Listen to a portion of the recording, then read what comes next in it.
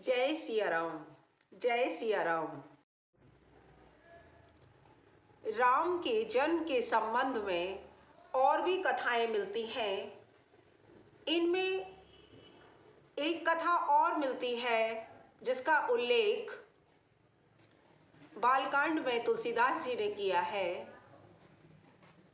कि प्राचीन समय में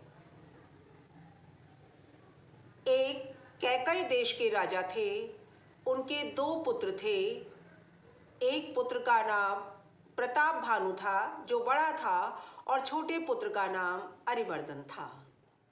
एक बार वह प्रताप भानु शिकार के लिए जंगल में गए और वे एक बरहा का पीछा करते करते बहुत दूर भटक गए। रात्रि हो गई तो रात्रि में उन्होंने देखा कि वहाँ पर एक मुनि की कुटिया है। वे वहाँ मुनि की कुटिया में गए तो वह एक कपटी मुनि था, यानी वह मूलतः एक राजा था जो प्रताप भानु से पराजित हो चुका था, और वह वहाँ छिपकर अपने प्राण बचाकर घने जंगल में रहता था। उस मुनि ने, कपटी मुनि ने तो प्रताप भानु को पहचान लिया, लेकिन प्रताप भानु उन्हें नहीं पहचान पाए और उन्होंने उनसे शरण ली।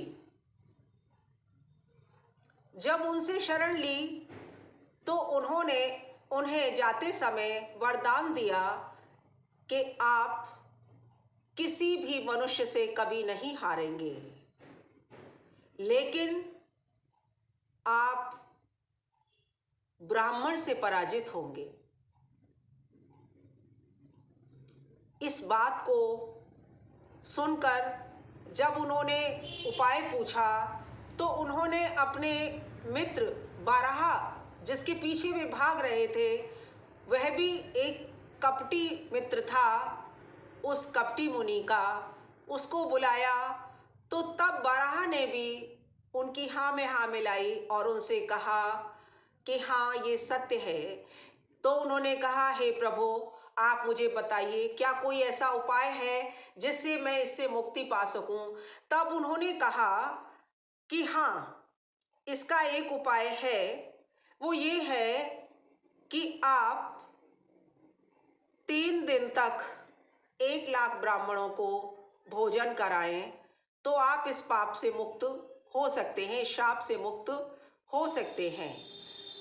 तो अब उन्होंने जब भोजन की व्यवस्था की वहाँ पर, तो भोजन की व्यवस्था बारहा और उन कपटी मुनि के द्वारा ही की गई थी।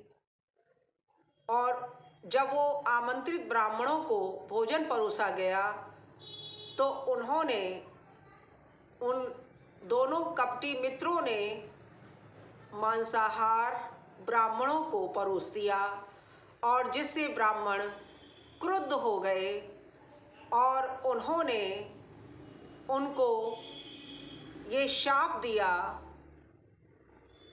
कि मनुष्यों में तो आपको कोई पराजित नहीं कर पाएगा, लेकिन तुम राक्षस का जन्म लोगे।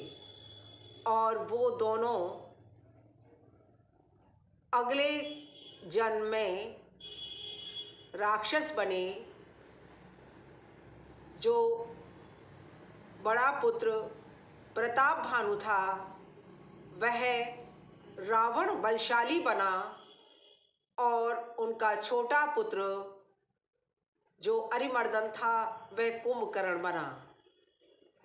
और उनका जो मंत्री था, वह जो उनके साथ था, वह मंत्री चूँकि ईश्वर में आस्था रखता था, इसलिए वह उनका सौतेला भाई विभीषण बना।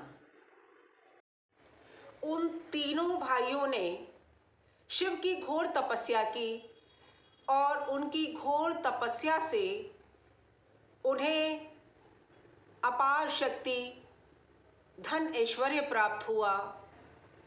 कुबेर से उन्होंने उनका पुष्पक विमान भी ले लिया, और इसके बाद वे अपनी शक्ति का दुरुपयोग करने लगे तो सारे देवतागण त्राहि त्राहि कर उठे और सब फिर श्रीहरि के पास गए और श्रीहरि ने उन्हें धीरज बंधाया।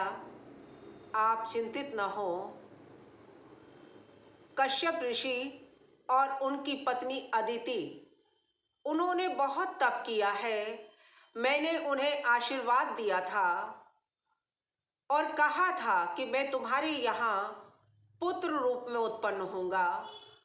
तो अब वह समय आ गया है। अब वे राजा दशरथ और कौशल्या के रूप में अयोध्या नरेश बनेंगे और तब मैं उनके यहाँ जन्म लूँगा। जय सिया राम, जय सिया राम।